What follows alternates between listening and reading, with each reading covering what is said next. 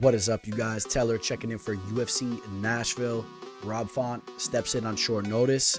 Of course, initially, the matchup was a little bit more exciting. We have the surging prospect, Umar Nurmagomedov, who was supposed to be taking Sandhagen on. The winner of that match was going to just have so much buzz behind them.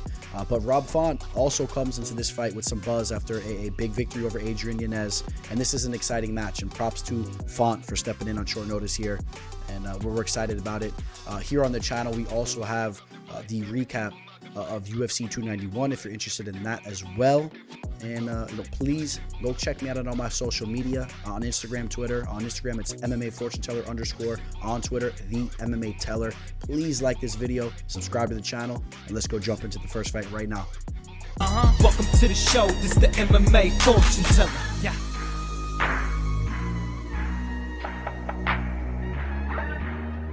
The MMA Fortune Teller. The teller.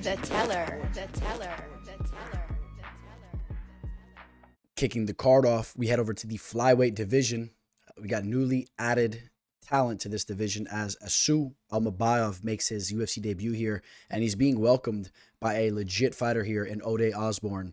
Osbourne, about 5 fights ago, he's knocking dudes out in the featherweight division, even though he mostly fought in the bantamweight division. But then he chose to go down to the flyweight division, some wins and some losses. But I would definitely argue it was it was the right move. I think that he is framed very well for the flyweight division. He's coming off a big win against Charles Johnson and a fight where he really had to dig deep. But I want to talk about Almabaev here for a second. He's a fighter that, he has a good resume put together as if you look at it, right? 17 wins, 2 losses, some recognizable wins. He had a split decision victory over Zach Makovsky, the former Bellator champion. If you remember him, fun-sized Zach Makovsky. He's a talented fighter. He fought in the UFC. Understand, though, Zach's very old. And even when they fought, he's old. He's about 40 years old right now. That was a split decision victory. A little bit of back and forth going on in that fight. Besides that, a lot of fighters with not a lot of experience that he's faced off against.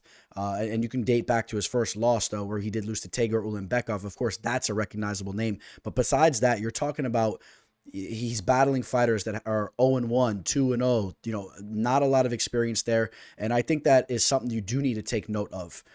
Because Osbourne has been battling in the UFC for a couple years now, and he has a good amount of fights in his pocket against legit fighters. And I think that that's going to carry some weight here.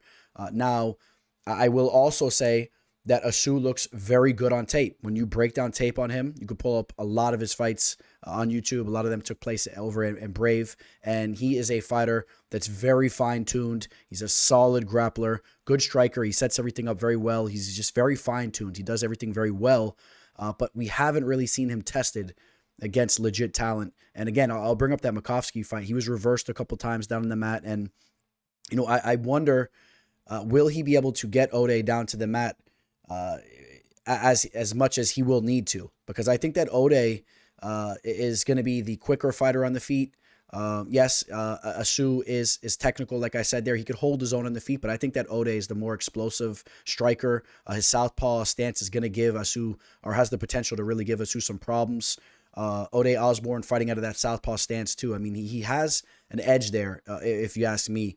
And we don't have a reach for Asu here, but Osbourne's 2 inches taller, and I'm willing to bet that Osbourne's going to have at least a 2-inch reach advantage here, maybe more. We don't have a reach there for Asu, but I think Ode will have potential to strike from the outside and get the better of Asu. Almabaev will be looking to close the distance and solidify those takedowns, maybe try to pull off a sub on Ode. I thought that Ode looked pretty good in that Charles Johnson fight, and we see his grappling starting to come around. And real quick, we'll just talk about some of the work that he's put in. Of course, he had that hiccup against Tyson Nam where he was caught by a big shot there. And it is also worth noting that he has had hiccups throughout his career. He's dropped the ball. I mean, he got hit with the flying knee against Manil Cape, and that fight he was looking very good as long as it lasted. Didn't last that long, but still, it almost lasted one full round. But he looked very good in the initial part of that fight before having a mental error in there and getting finished. Of course, the Tyson Nam one, and also had a mental error against Brian Kelleher and got caught in a Kelleher routine there. And, those are all learning experiences for him. I've been listening to a lot of interviews from Ode throughout the past week, and He is a very intelligent dude. He's a fighter that's very mature, and I think that he's learned from his mistakes. He's 31 years old, and I'm going to side with the dog here. Okay, I'm not going to say it with an overwhelming amount of confidence, but he's the underdog, and I don't think that that's necessarily warranted, especially when you're catching lines in him at plus 148. I think that the value's there, and you see over at Jazz Sports, I mean, he at one point in time was a plus 123.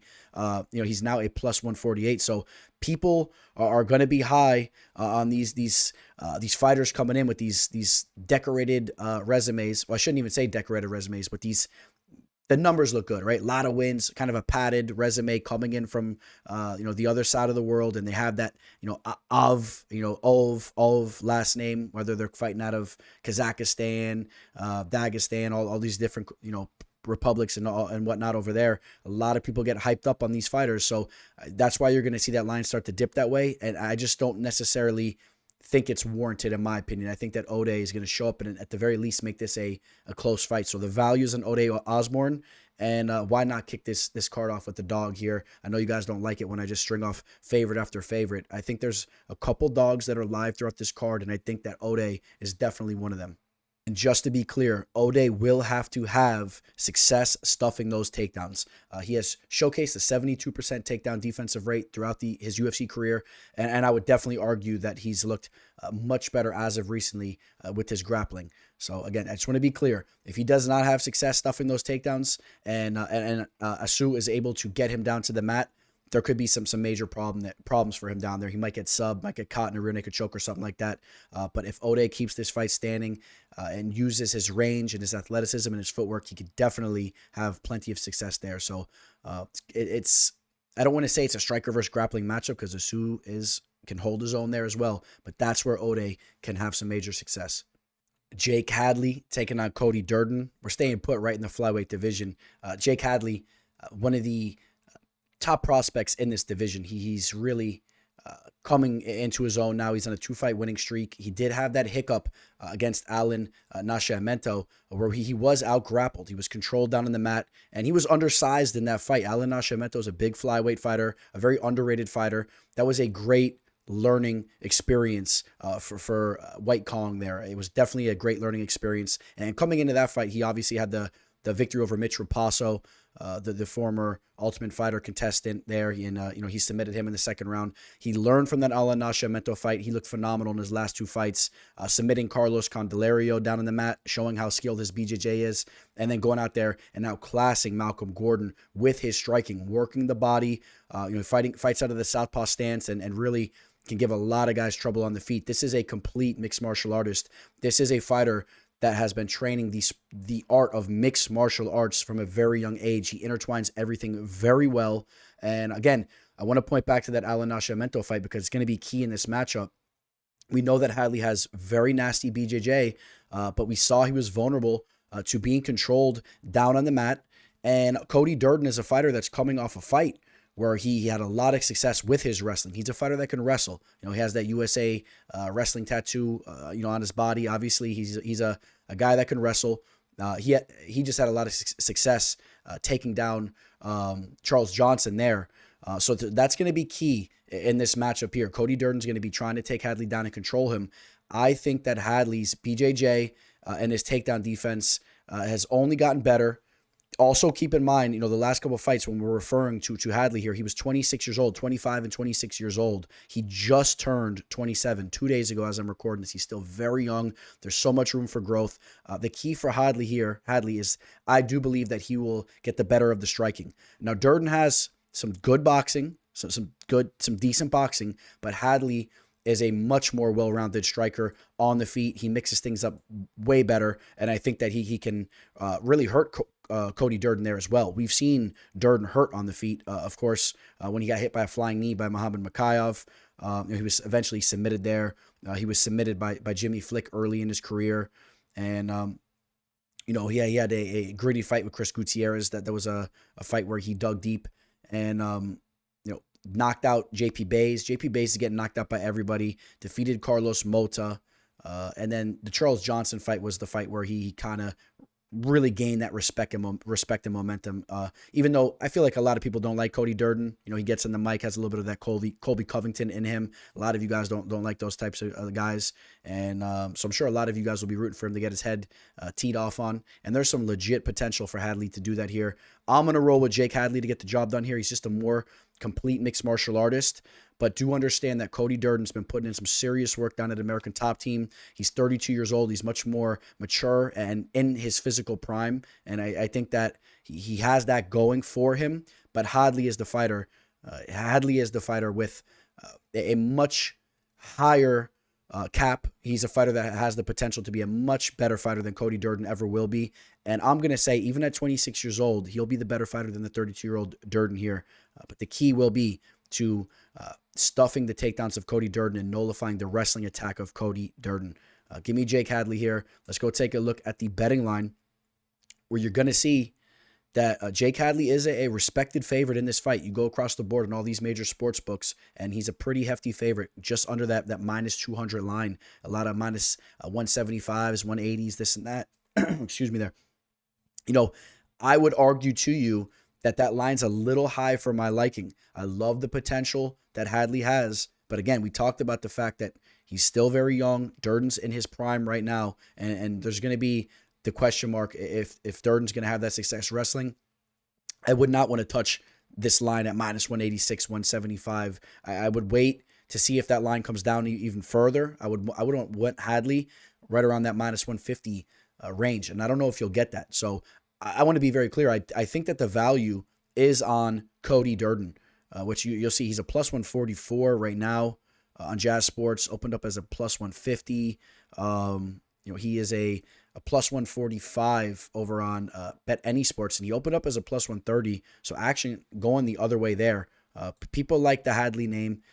More value on Durden, no matter how you spin that, and that line needs to come down on Hadley if you want to take him. Otherwise, for you value hunters, you dog hunters, the value is on Cody Durden here, in my opinion. Over to the featherweight division, two fighters that are evenly matched and have a lot of similarities going into this fight. Both men 34 years old.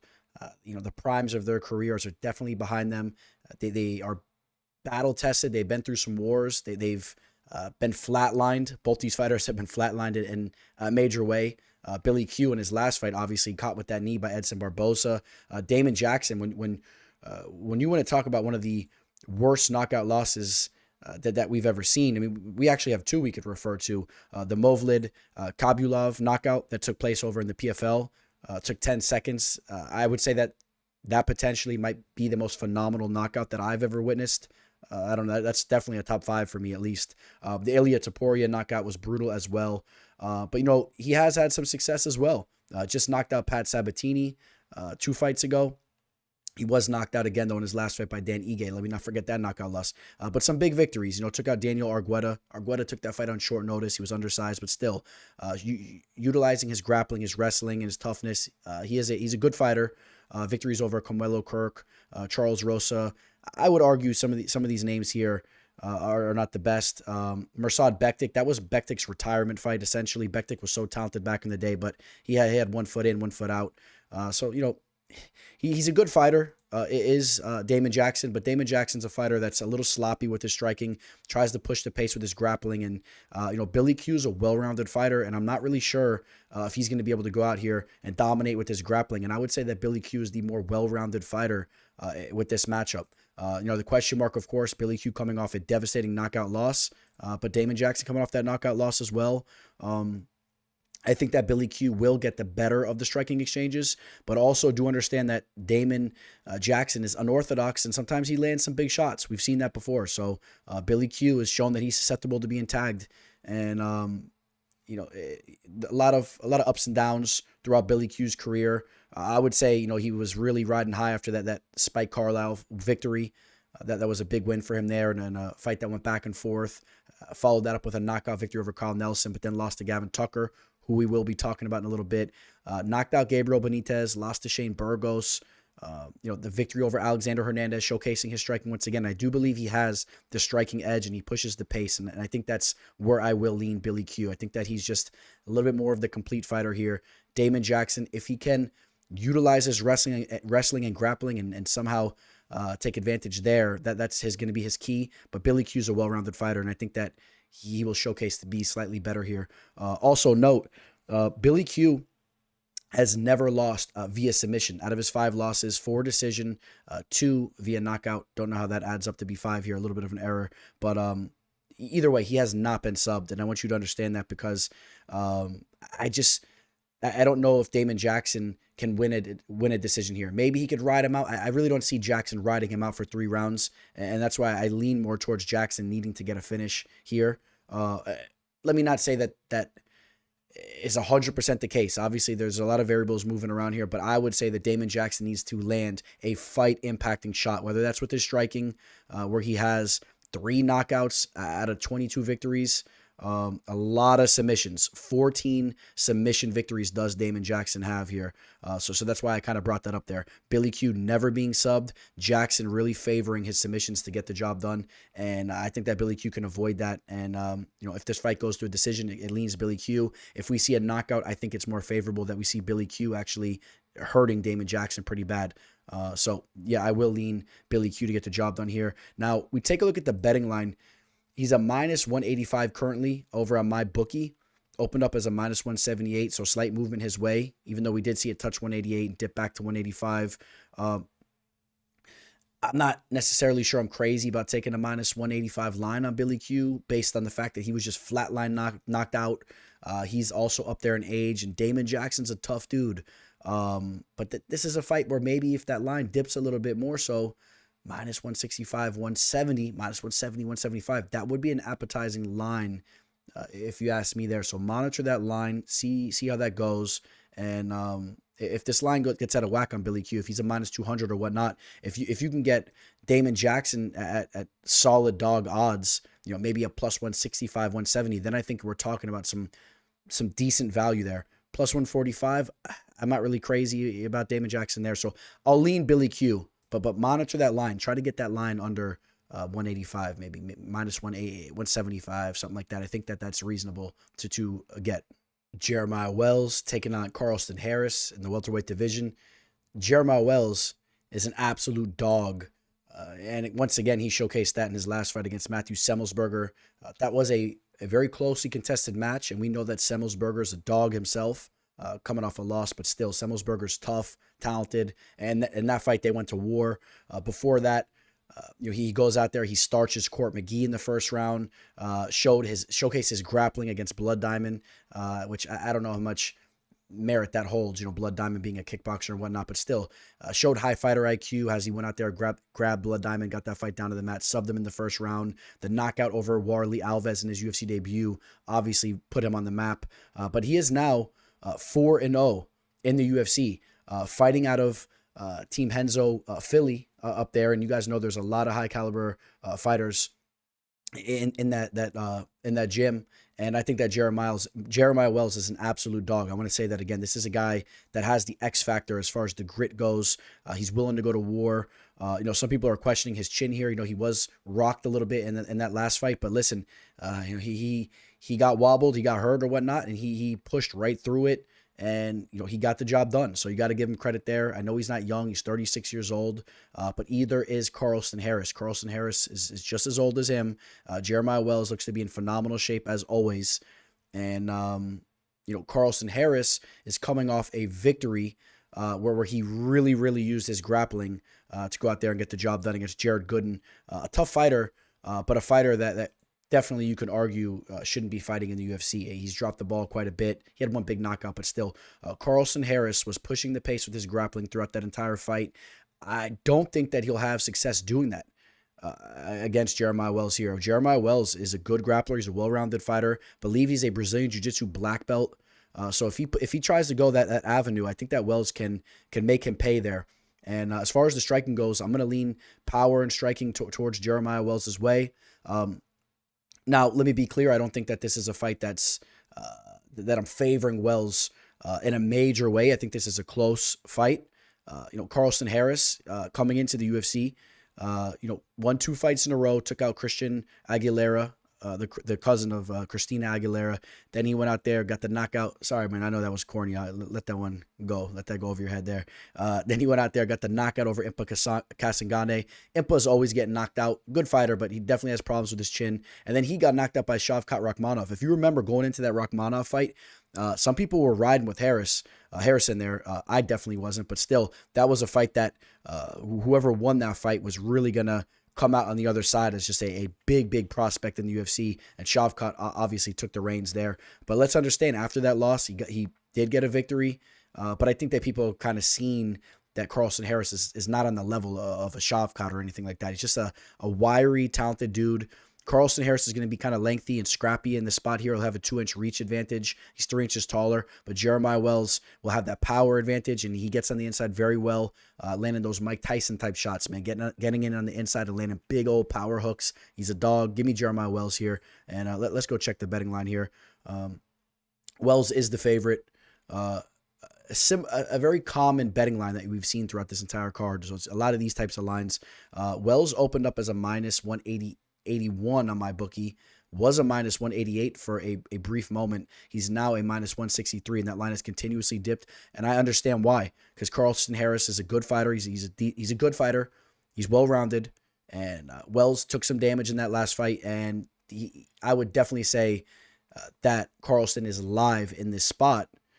That being said, I still got Wells. I think he's the better fighter, and I think that we'll see Wells get the better of the striking exchanges. He'll have more power, more aggression, and as this fight goes down to the mat, Wells will have his moments where he'll have success down there too, and he'll probably land some heavy ground and pound. We'll see them maybe going back and forth. Maybe we see Wells in his back for a period of time as well, but he knows what he's doing. He's calm, he's composed, and he's a veteran of the game. So give me Jeremiah Wells here. Not necessarily crazy about this type of line on him as well. I mean, I would like it a little bit closer.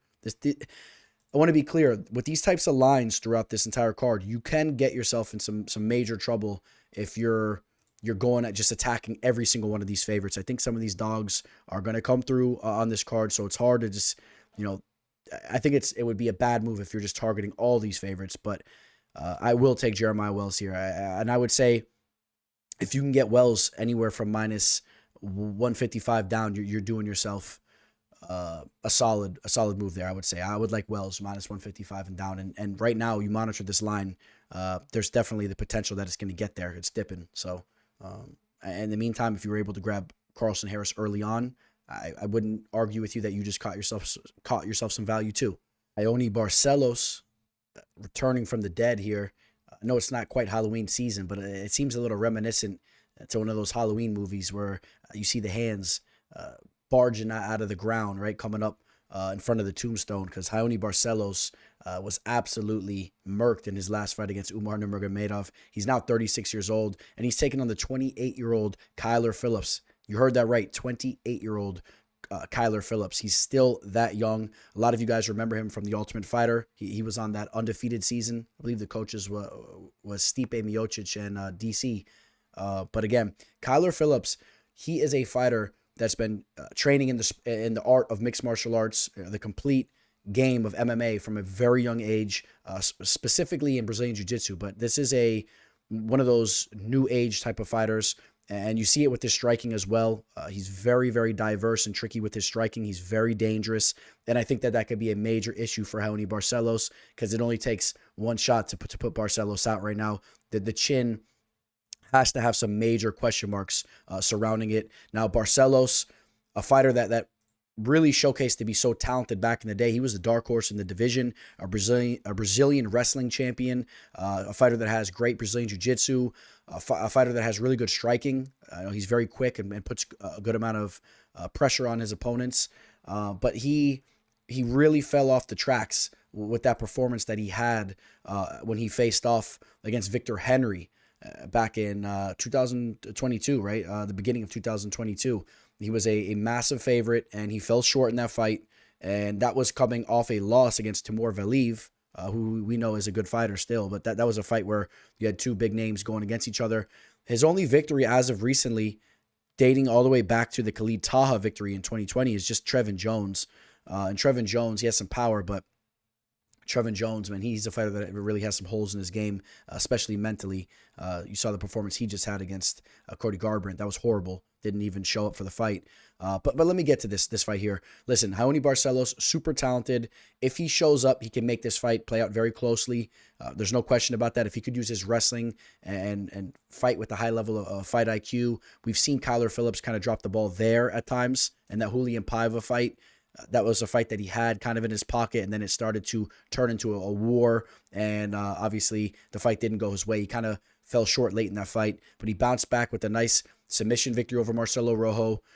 He had the victory over Song Yadong. That's a big win there. Knocked out Cameron Else. Not a lot of big names under his belt, and he actually has a loss against Victor Henry as well.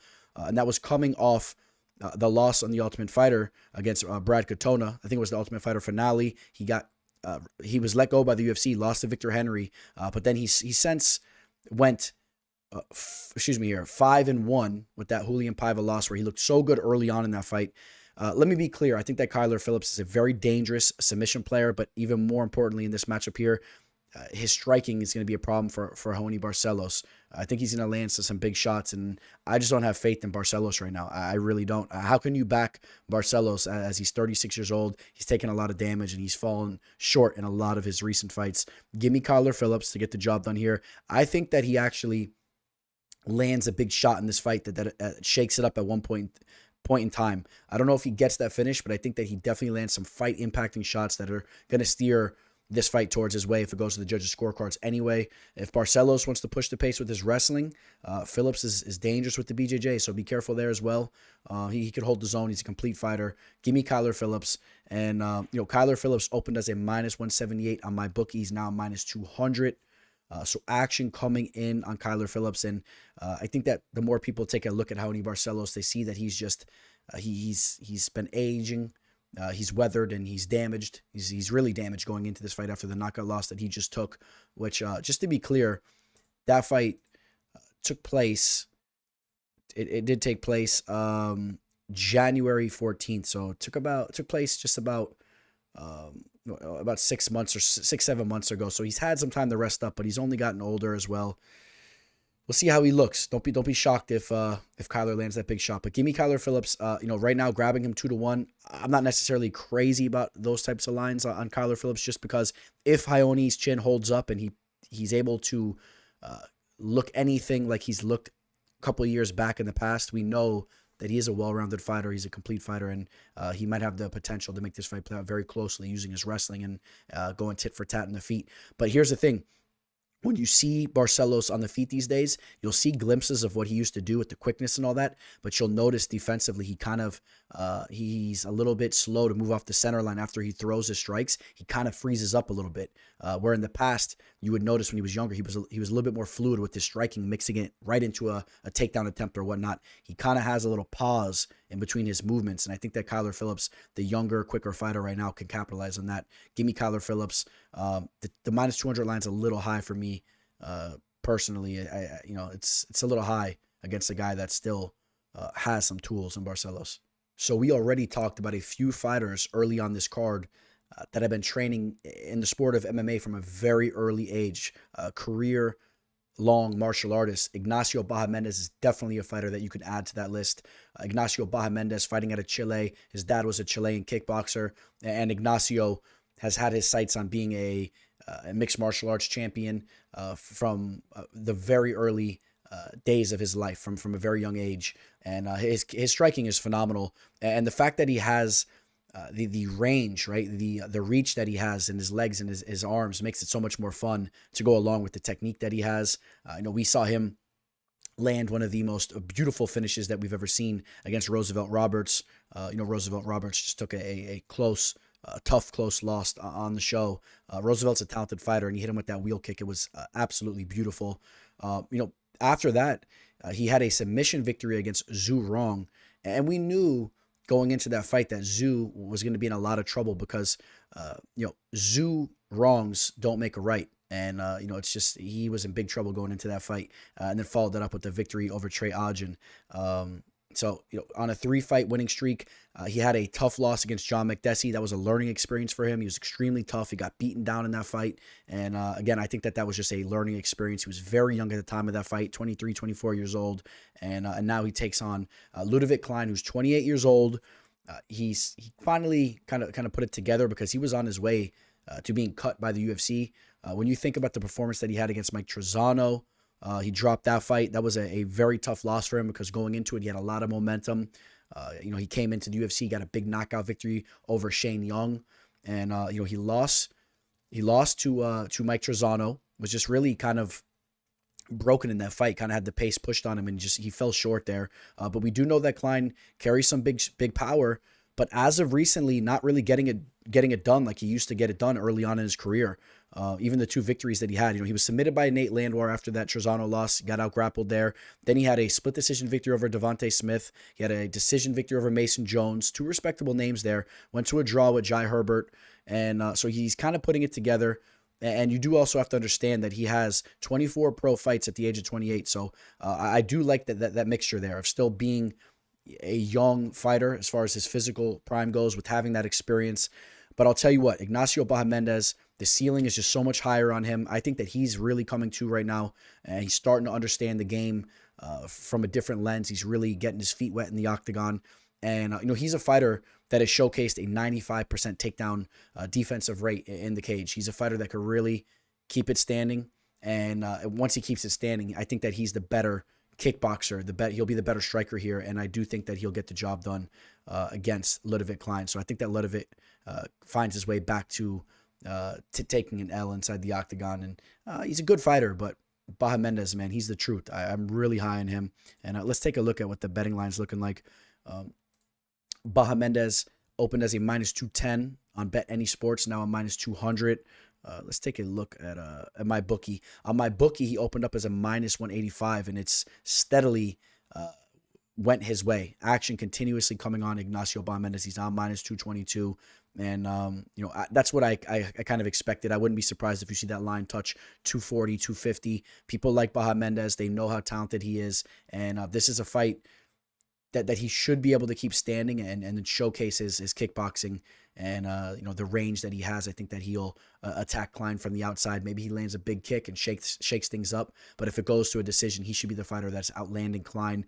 Klein, let's not forget, he does possess some power. I know he hasn't got the finish as of recently. He does possess some power early in his career. He had a lot of knockouts, and maybe he can hit Bahamondes with a big shot and kind of shake things up, similarly to the one loss that Bahamondes did take, where he took some early damage and he really wasn't the same as the fight progressed. Even though he was tough and lasted in that fight against the Canadian, he kind of wasn't himself. So Klein needs to land a fight impacting shot. Otherwise, Bahamondes is going to find his groove and take this fight over. Anything 260, 250 and under, I don't have a problem with. That's how high I am on Ignacio Bahamondes. He's a talented fighter. I think he gets the job done. Aleksa Camur makes his return to the octagon. He takes on Tanner Boser. Aleksa Camur, probably the main training partner of the greatest heavyweight of all time, in Stipe Miocic. Maybe some of you guys don't like to hear that, but Stipe Miocic is the most decorated UFC heavyweight of all time. You could make some arguments if you want to talk fade or this and that, but realistically, in the octagon, Stipe Miocic is the greatest heavyweight of all time. And obviously, if he gets a victory over John Jones, it's 100% solidified. But Camur has been working with him for a very long time, and Stipe Miocic has already had rave reviews of how Camur's looking going into this fight. They've already been sparring and going at it and training together, and Miocic has said that Camur's been putting it on him. Now, Camur hasn't fought in almost 2 years, but I think it was a smart move for him to take some time off. He's still very young. He was coming off 2 losses.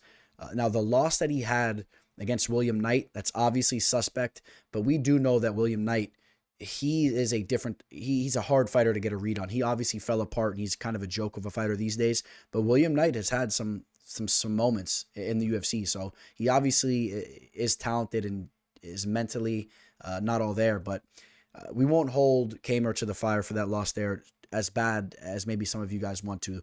And then after that, he had a split decision loss to Nikolai Negumereanu, who is a very tough and well-rounded fighter. Okay. So, Aleksa Camur now, He's only 27 years old still. And Tanner Boser is a fighter that is an absolute flake of a fighter. All right, he's an absolute flake. He had so much momentum at one point in time. He has mental issues in the cage. He's hesitant. He doesn't push the pace like he needs to in the right spots. And I mean, we saw him absolutely broken down in his last fight against Ian Cutelaba. He just looked horrible in that fight. He had the one knockout victory over an aged OSP, but losses to an old Ilir Latifi, an old Andrei Arlovsky, lost to Rodrigo Nascimento. That was a split decision loss, but another loss.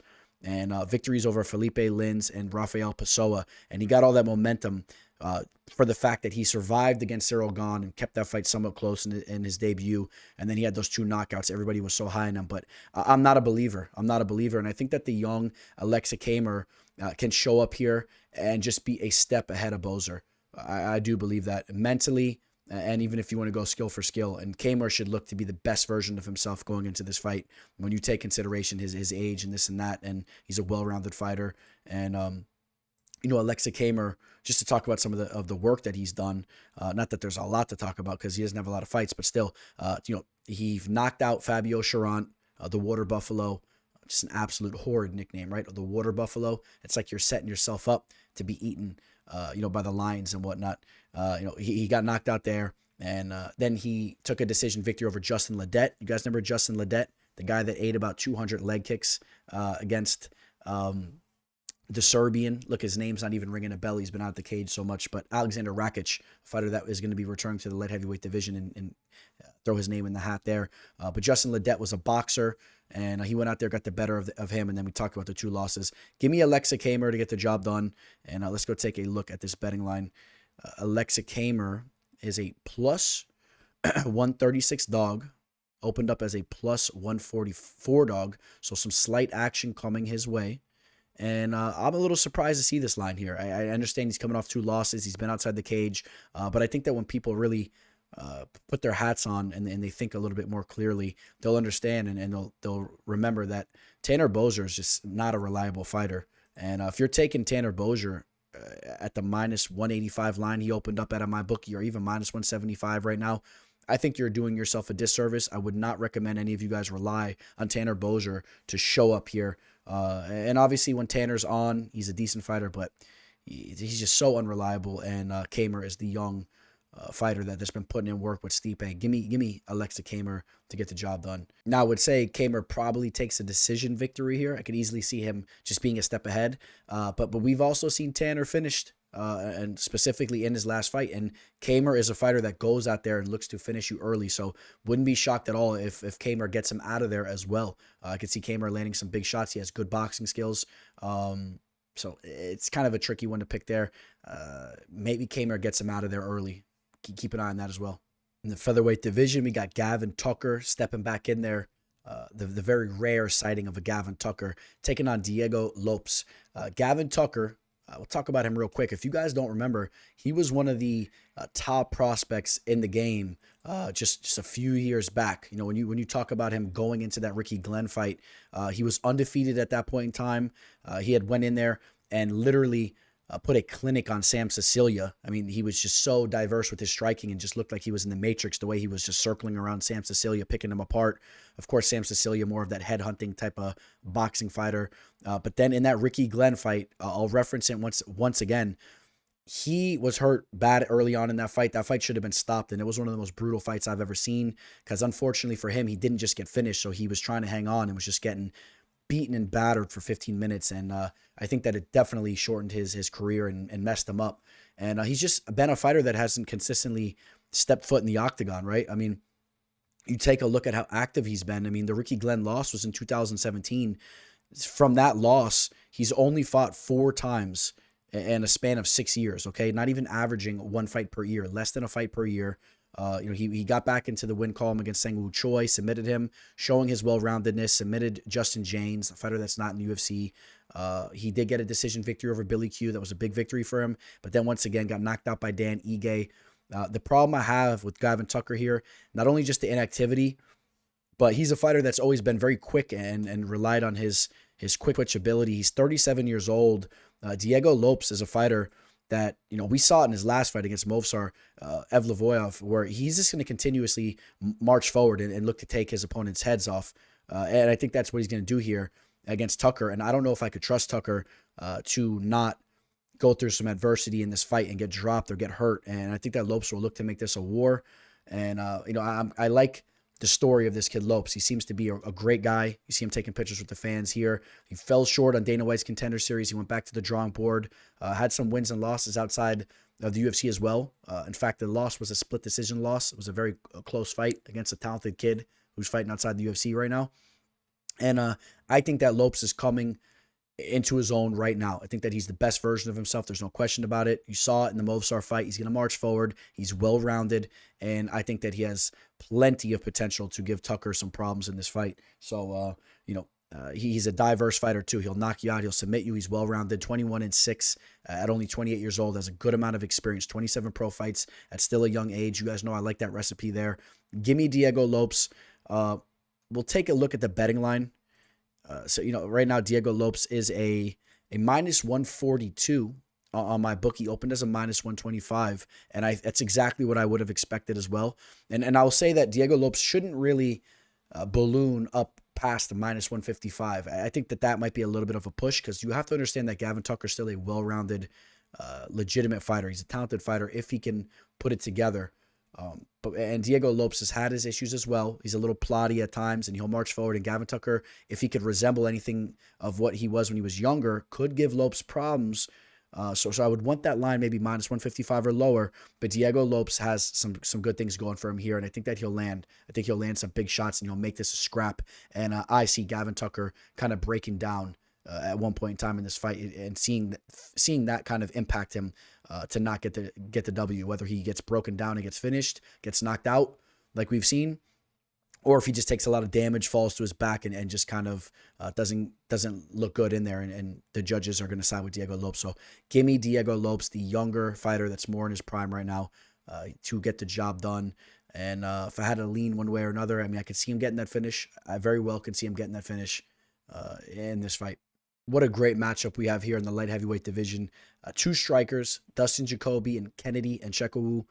Kennedy has really come into his own here. He's 31 years old, and he's definitely the most dangerous version of himself. He's really putting it together. He's such a rangy striker. He's so tough. He has a granite chin. Yes, he has been finished before. We've seen him crack with some big shots, but overall, I want to be very clear. Kennedy Nzechukwu has a solid chin. It takes a lot to get him out of there. So, do I see Dustin Jacoby landing that fight-ending shot? Possibly. That's how good of a striker Dustin is. It's the light heavyweight division as well. You can't doubt that there's that possibility, but I would lean towards the fact that Kennedy will be able to go tit for tat with Dustin Jacoby for, at the bare minimum, 15 minutes. I think that he holds his own. He's durable enough.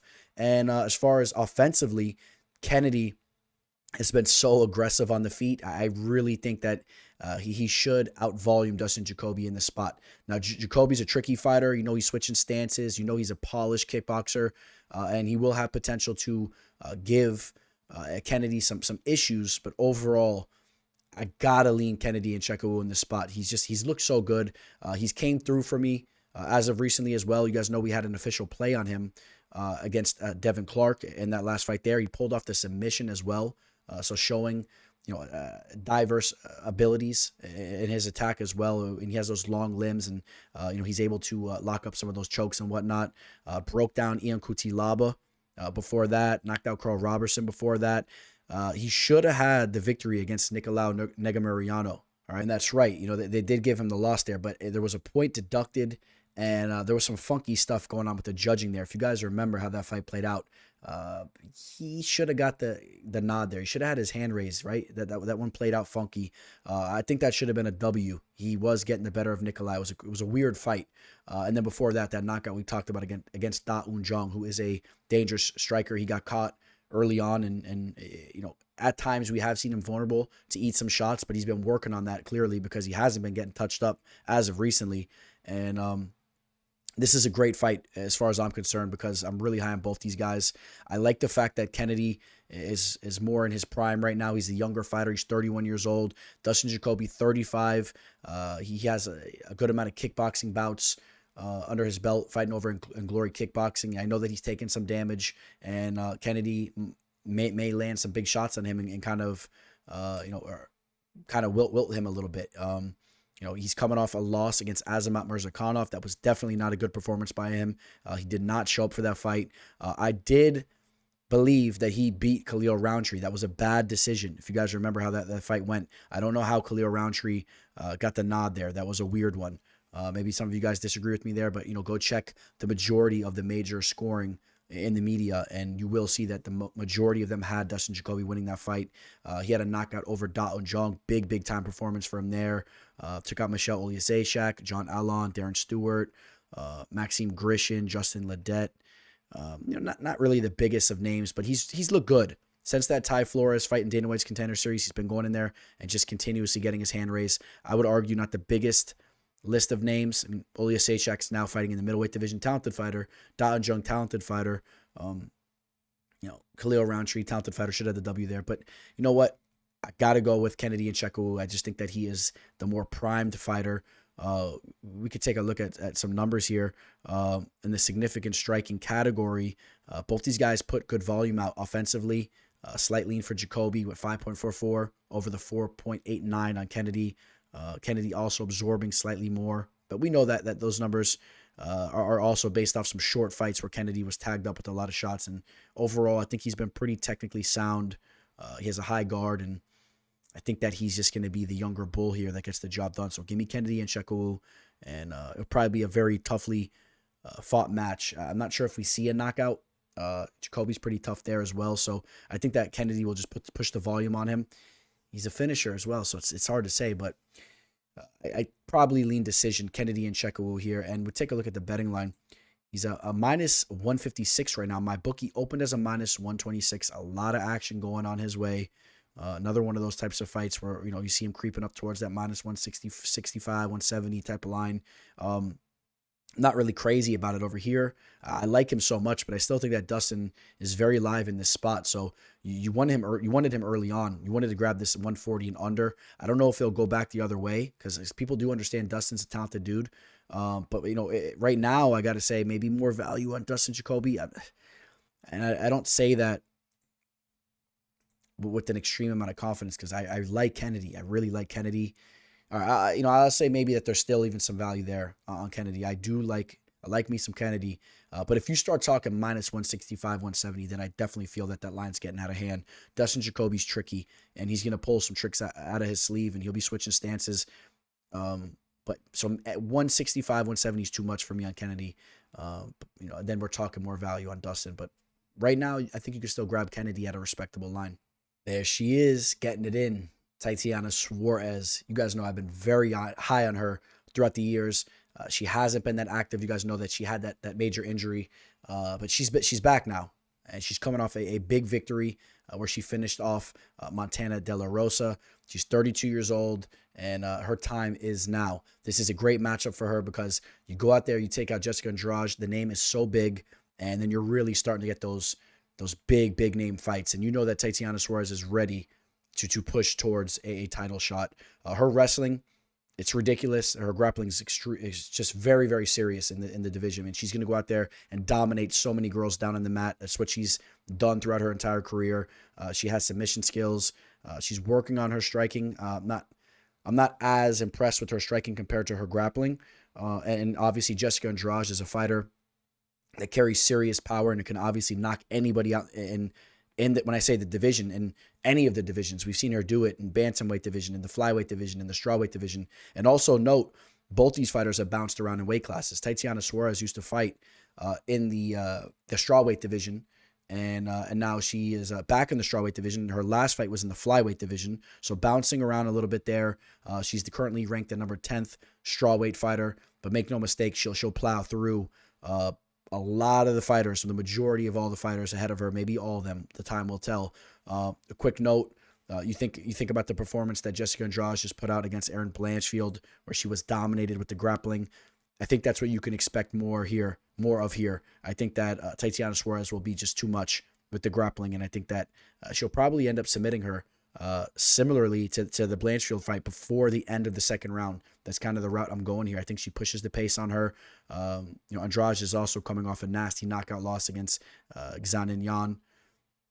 And, before that, of course, we could talk about all types of victories and losses throughout Andrade's career. She's very, very decorated, and she's still only 31 years old. So also note that even though she has 35 pro fights, she's still only 31 years old. I think that she has a lot more to give to the sport.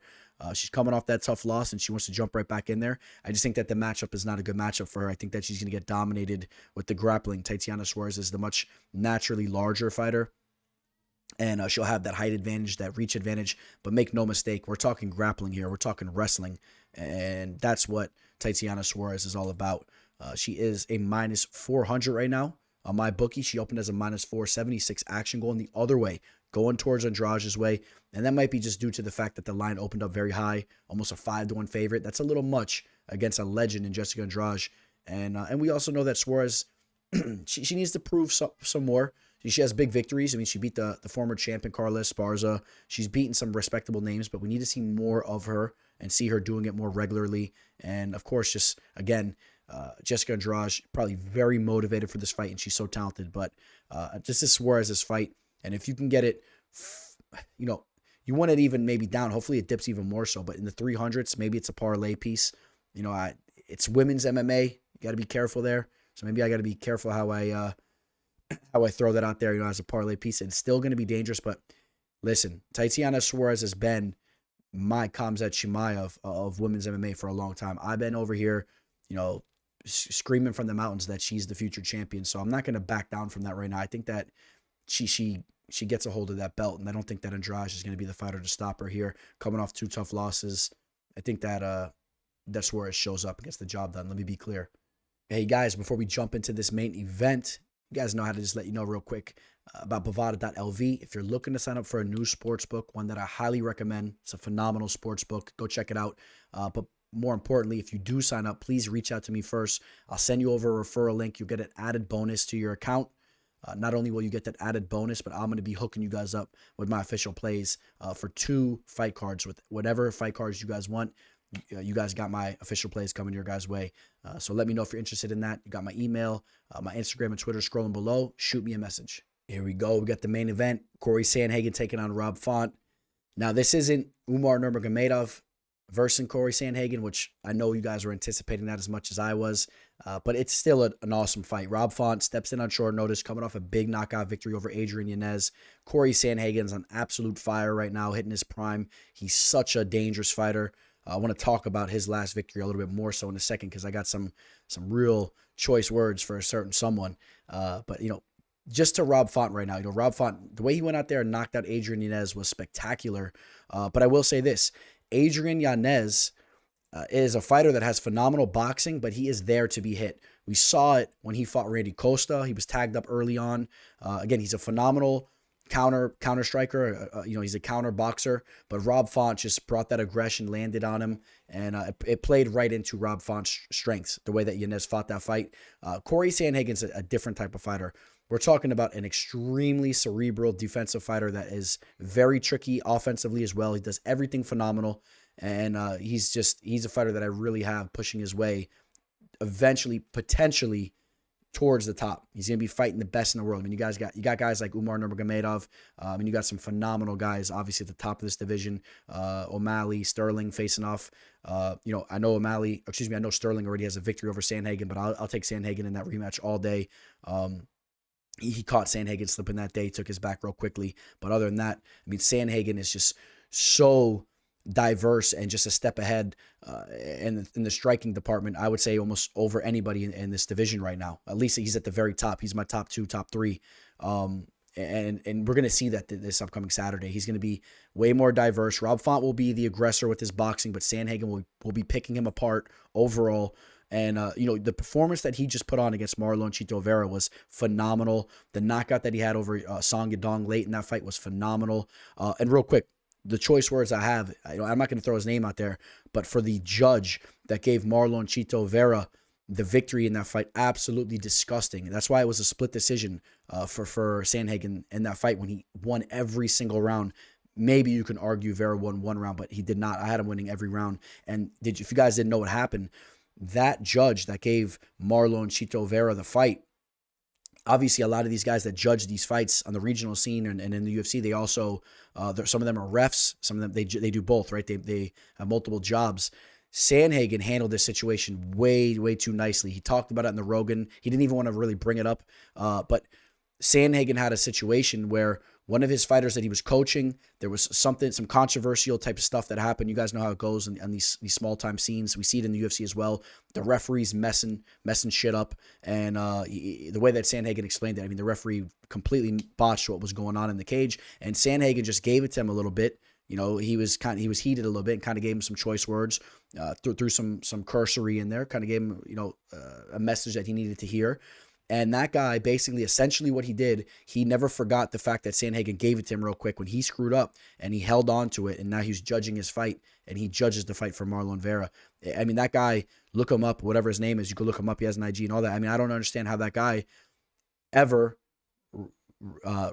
judges another, I don't know how he refs or judges another fight. He should be banned and stripped from all that, but let me digress. We'll leave that alone. You guys can look more into that situation if you want. It's discussing. The point I want to make is that Sandhagen put a clinic on Vera. Right now, he's in his prime, and that Rob Font's going to bring the boxing to him, but it's not going to be enough. He's going to be defensively sound. He's going to pick Rob Font apart. That's how I see this fight going down. Rob Font's 36, just had that big victory, but you take a look at his resume. Lost to Marlon Vera. In that fight there, had some early success, was broken down, lost to Aldo.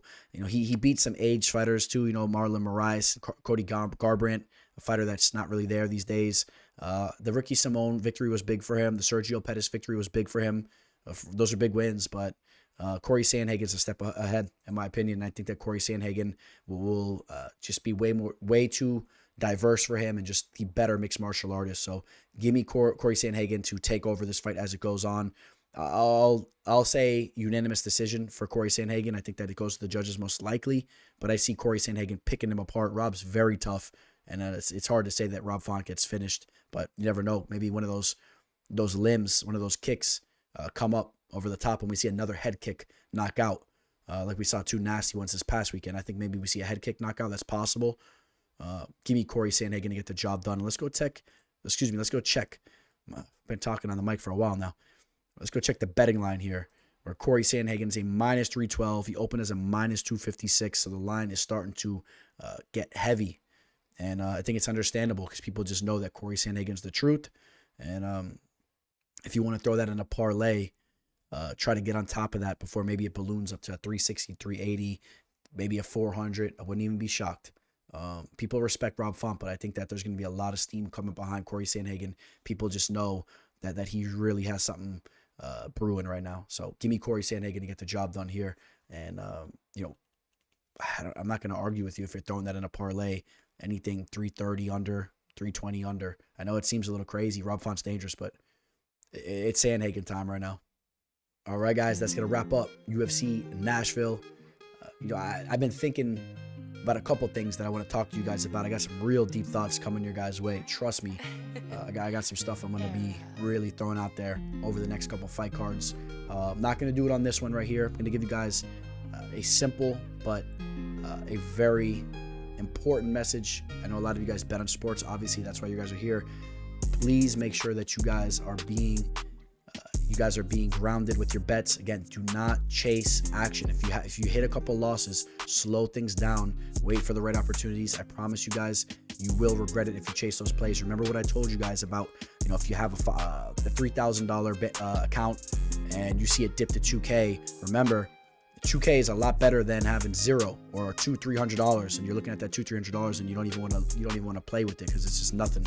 Slow things down, wait for the right opportunities. We'll bump that right back up to 3K, and then we'll work our way to 4K. Slow things down, all right, guys? And again, I have some really, really good messages coming your guys' way over the next couple of weeks. I have them written down in my notes. There were some things I've been thinking about, but I'm not going to put it out there right now because I've been talking in the mic for a while here, and it's been a little bit of a rough day for me, so I want to make sure I have more energy and I really get that message across. But I appreciate you guys so much. Please like this video if you haven't already. Please subscribe to the channel, and please go follow me on IG and Twitter. It means so much to me, guys. You guys all have a phenomenal week, and I will be talking to you guys as we cruise into the fight night here this upcoming Saturday.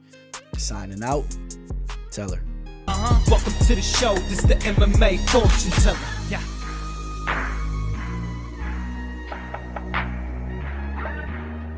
The MMA fortune teller. The teller.